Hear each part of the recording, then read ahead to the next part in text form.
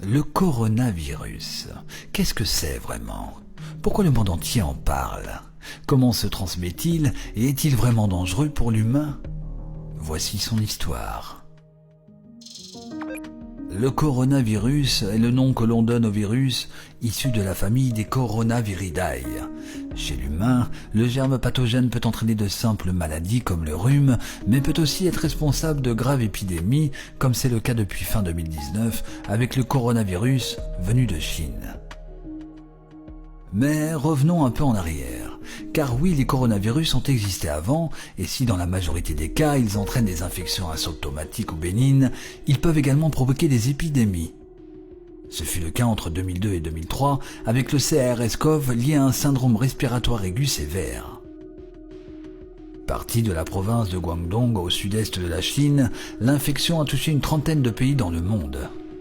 Elle était sans symptômes dans certains cas, ou source de fièvre ou de toux sèche, de douleurs musculaires, de céphalées, de fatigue importante voire de détresse respiratoire aiguë. Au total, 774 décès ont été recensés. Grâce entre autres à l'alerte mondiale générée par l'OMS, l'épidémie a pu être contrôlée. Mais en 2012, le pays de l'Arabie Saoudite est également touché par un coronavirus appelé MERS-CoV.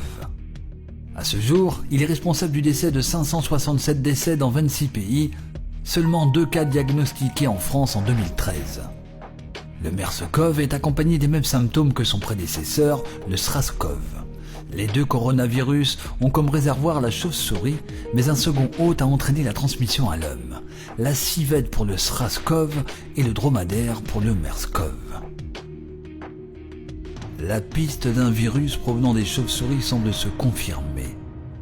Selon une étude, le génome du virus est identique à 96% à celui d'un coronavirus qui circule chez les chauves-souris.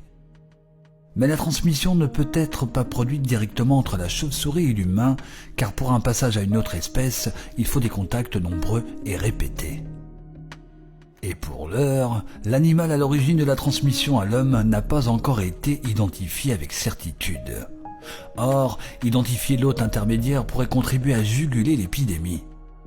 Dans le cas du SRAS où l'animal en cause s'était avéré être la civette, l'interdiction de la consommation de ce mammifère avait permis de prévenir toute réintroduction du virus. A l'inverse, l'épidémie de MERS se poursuit en partie parce que le réservoir du virus est le dromadaire, un animal domestique. Mais alors, qu'en est-il de la contagion chez l'humain ? Les premiers cas concernant uniquement des personnes ayant fréquenté le marché d'animaux vivants de Wuhan, l'hypothèse d'une zoonose avait été immédiatement privilégiée et le risque de transmission interhumaine avait été écarté.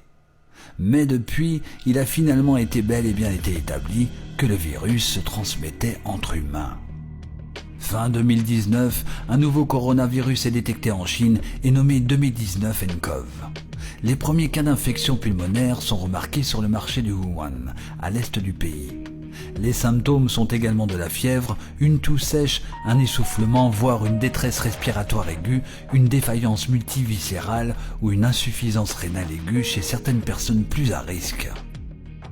Avec près de 10 000 cas recensés dans le monde par l'OMS, l'infection est présente en Europe dont l'Allemagne, la Finlande et la France.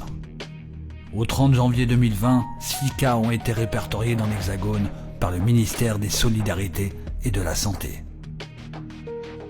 Au rang des nouvelles encourageantes, les chercheurs de l'Institut Pasteur ont annoncé vendredi dernier être parvenus à isoler et à mettre en culture des souches du coronavirus, une première en Europe qui représente une avancée majeure dans la course au vaccin dans laquelle se sont engagés divers laboratoires pharmaceutiques à travers le monde.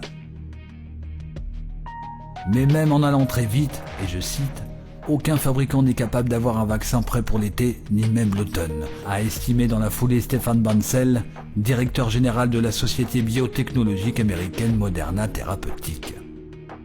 Or, selon lui, il est très dur de prédire aujourd'hui si la situation va être grave à l'automne ou si le virus aura complètement disparu.